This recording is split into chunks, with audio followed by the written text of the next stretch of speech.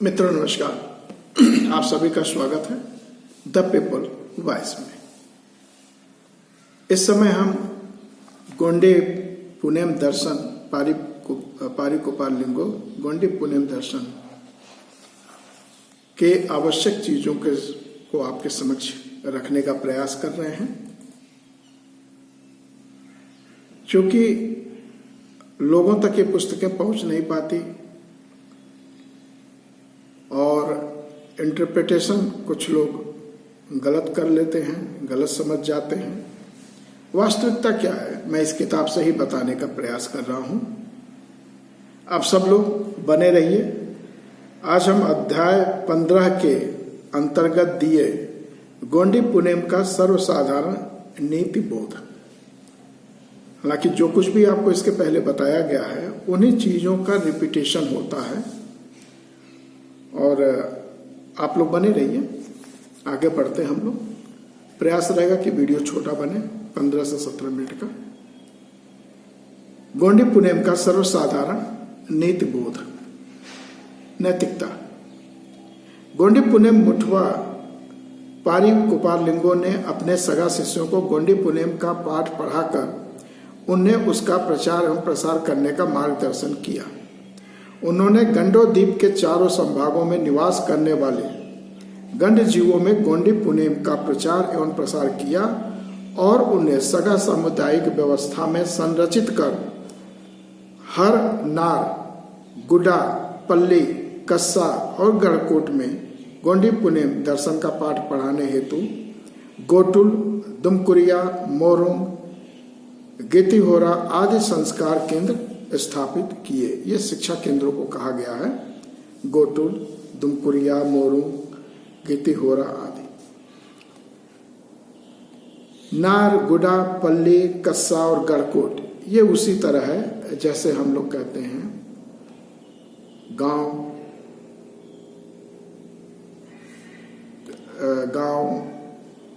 कस्बा, ब्लॉक, परगना, जिला, तहसील, इस तरह के नाम आते हैं ना, उसी से इसका तात्पर्य है। नार गांव को कहा जाता है, फिर उससे बड़े को गुडा कहा जाता है, पल्ली कहा जाता है, कस्सा कहा जाता है, गढ़कोट यानी शहर जो हो जाता है वो गढ़कोट हो जाता है। पारिकोपाल लिंगो के गोंडी पुनेम दर्शन की जानकारी आज भले ही हमारे सामने लिपिबद्ध नहीं है, फिर भी व्यवहारिक तौर पर वह आज भी कोयावंशी गंड जीवों के गण गोंदोला में विद्यमान है। गोंडी कल्चर के अंदर यह चीजें विद्यमान हैं और उन्हीं जगहों से उनके नृत्य, गीत यानी पाटा, इनसे ही इस किताब की रचना की गई है। उनसे बातचीत, उनके संस्कृति रूढ़ी से बातचीत करते हुए इस पुस्तक की रचना की गई है, यानी अब लिपिबद्ध किया गया है। सिंधु घाटी के उत्खनन से प्राप्त अवशेषों से यह सिद्ध हो जाता है कि प्राचीन काल में वह अवश्य लिपिबद्ध रही होगी, किंतु विदेशी आक्रमण से वह धरती के गर्भ में समा चुकी है। उसका संशोधन आज अनिवार्य हो गया है। आज भी अपने पुनेम मुठवा के आदर्शों का मनन चिंतन कर वे गोटुलों के माध्यम से नई पीढ़ी को संक्रमित करते हैं। उनके सामाजिक और धार्मिक रीति रिवाजों के रूप में आज भी लिंगो दर्शन प्रचलित है। लिंगो ने कोयावंशी गंड गोंदोला के सगा जनों का कल्याण साध्य करने के लिए मुरक्का सर्री यानी मुंदशूल मार्ग यानी त्रिशूल मार्ग, त्रैगुणशूल मार्ग बताया है। मुरक्का सर्री की जानकारी सिंधु सभ्यता के मुहरों में अंकित पाथों से भी प्राप्त होती है। मुहर क्रमांक H306, H132, H147 और M453। H का मतलब हड़प्पा से है, M का मतलब मोहनजोदड़ो से प्राप्त सीलों की ये संख्या है, क्रमांक है। उसमें ऐसा पाठ यानी मुरक्का सर्री ऐसा पाठ अंकित है जिसे गोंडी भाषा के माध्यम से दाएं से बाएं, आप देवनागरी कहां से करते हो? बाएं से दाएं, इसके ठीक विपरीत दाएं से बाएं। मुरक्का सर्री आंद ऐसा पढ़ा जाता है जिसका अर्थ 3 शूल मार्ग है, ऐसा होता है। इस मुरक्का शरीर को प्रतिपादित करने वाले गुरु मुखिया की जानकारी मोहनजोदड़ो के प्राप्त मुहर क्रमांक M1181 से प्राप्त होती है, जिसमें ऐसा पाठ सिंधु चित्रलिपि में अंकित है जिसे प्राक द्रविडियन गोंडी भाषा में दाएं से बाएं सुक्कुम कालता पहांदी मुठवा पोयना सर्री आंध ऐसा पढ़ा जाता है।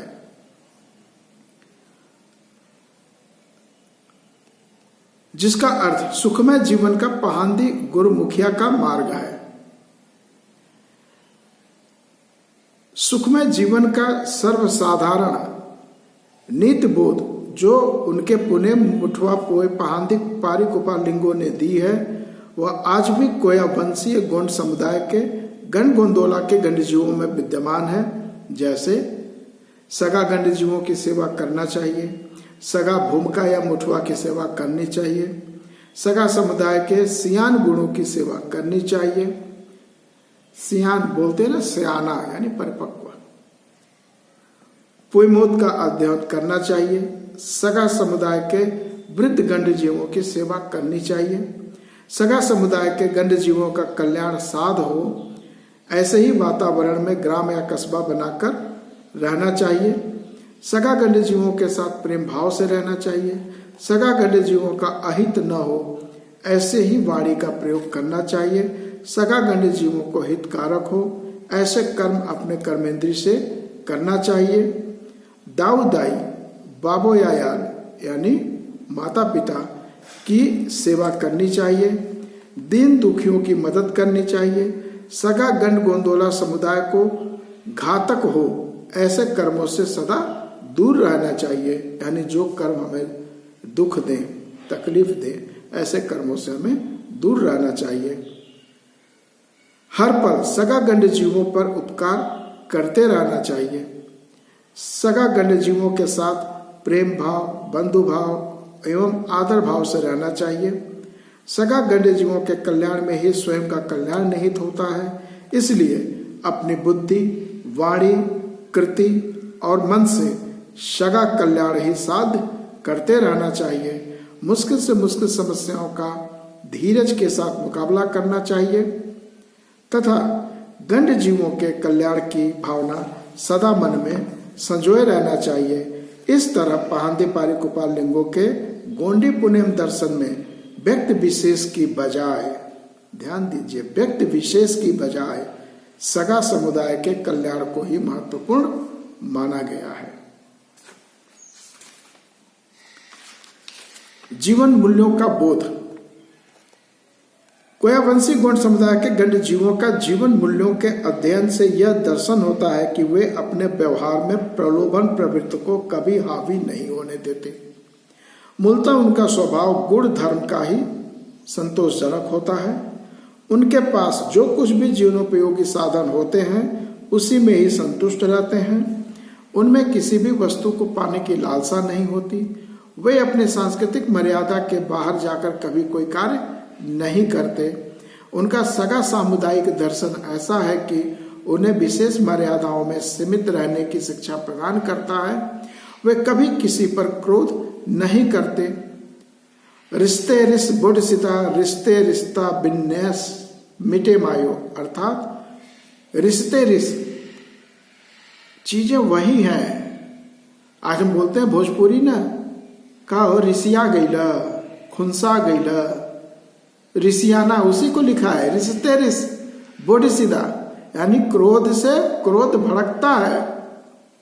रिश्ते रिश्ता बिन्नेस मीटे मायो, बिन्नेस मतलब आप कह सकते हैं कि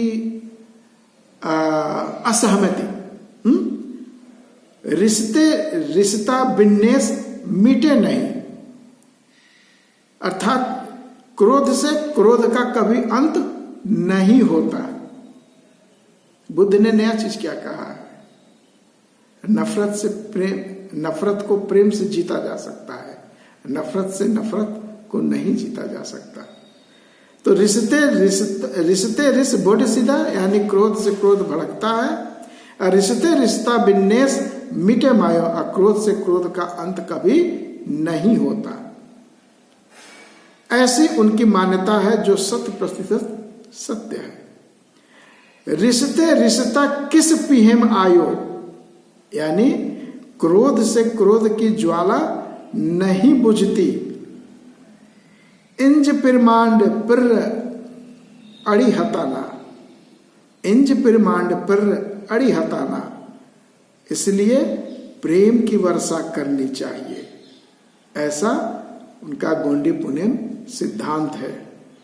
रिश्ते रिश्ता किस पिहिम आयो, इंज पिरमांड पर अड़ी हताना, यानी क्रोध से क्रोध की ज्वाला नहीं बुझती, इसलिए प्रेम की वर्षा करनी चाहिए।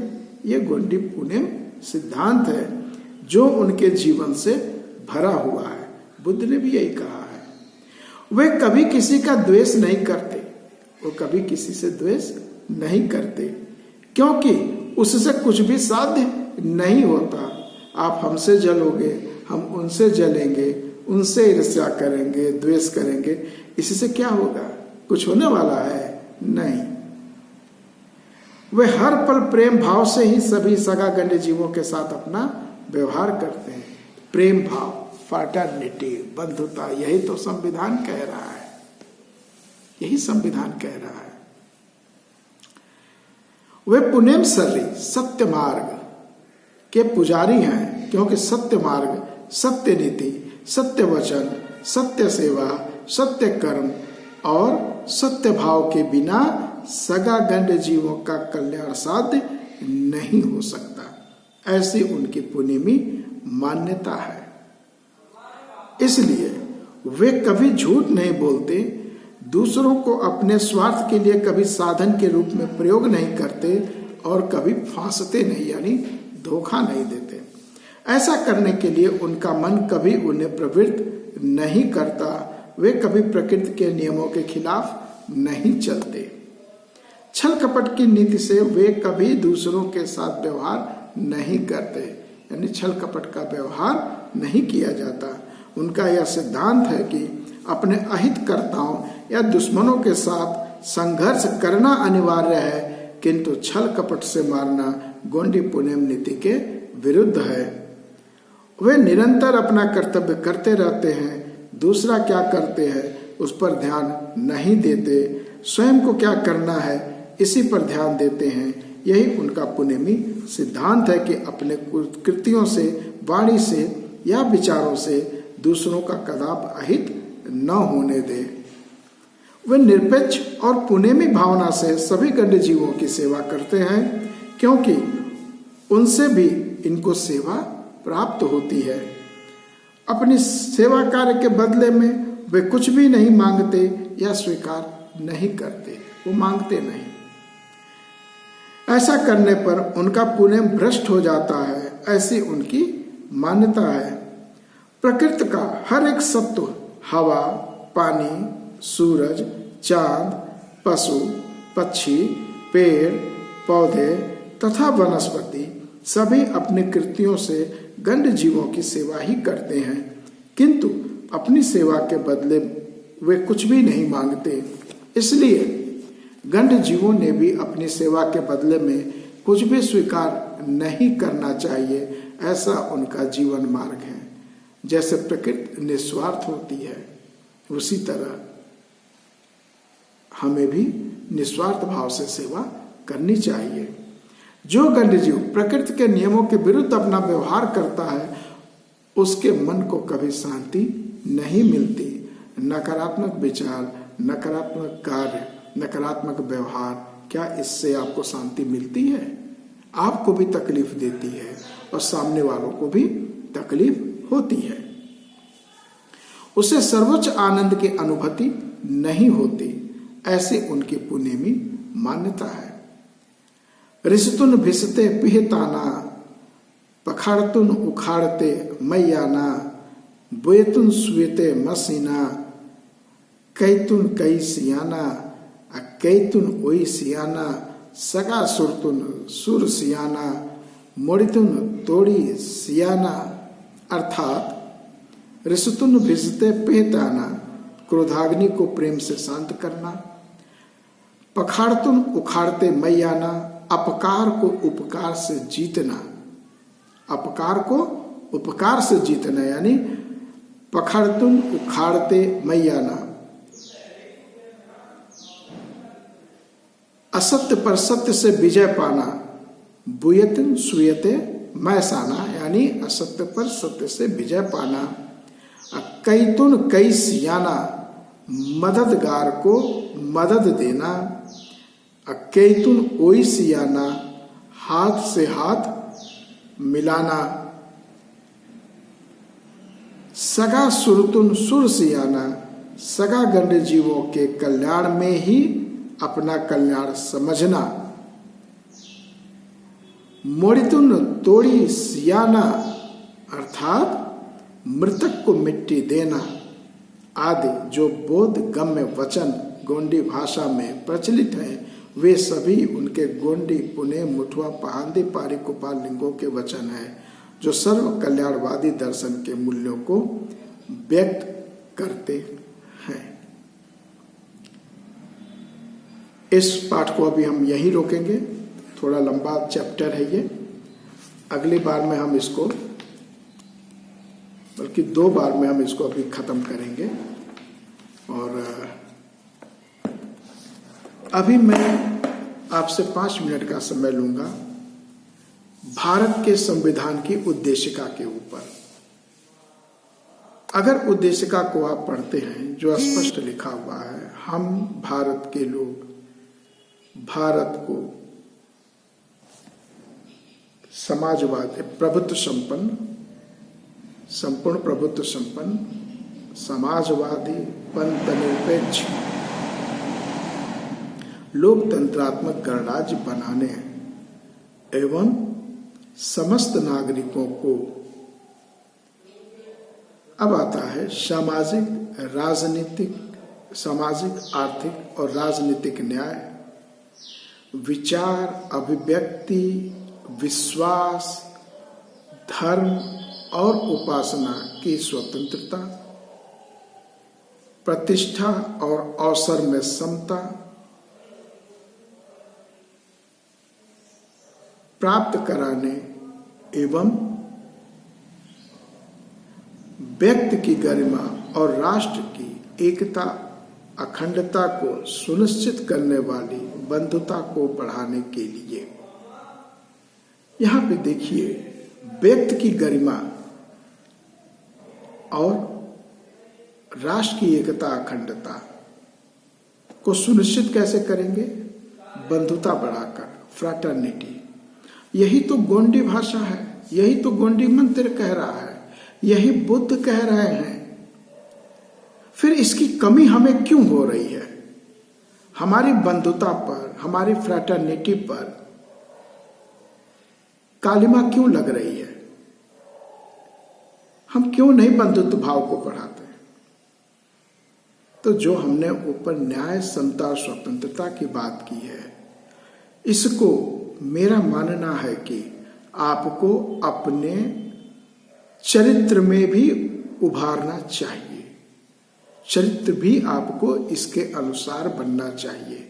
आपका चरित्र न्यायिक हो, आपका चरित्र स्वतंत्रता भी हो और आपका चरित्र समता मूलक हो। तो जब आपके अंदर न्याय, स्वतंत्रता और समता का चरित्र उत्पन्न होगा, तभी आप फ्रैटर्निटी को डेवलप कर पाएंगे, बंधुता को बढ़ा पाएंगे। और यह कब होगा, यह ऐसा चरित्र कब बनेगा? जब आप अपने अहंकार, ईर्ष्या, राग, द्वेष, काम, क्रोध आदि पर, ऐसी नकारात्मक वृत्तियों पर काबू पाते हुए, उनको कंट्रोल करते हुए सम्यक वाणी, सम्यक दृष्टि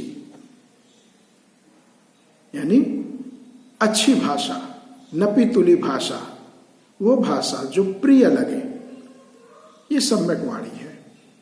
यही तो यहां भी बोल रहा है, गोंडी में भी यही बोल रहा है।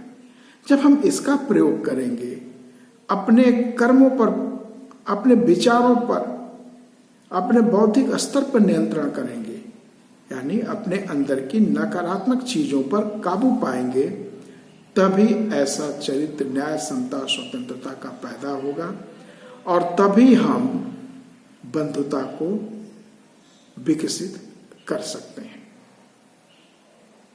आगे मिलेंगे साथियों, तब तक के लिए जय भारत, जय संविधान।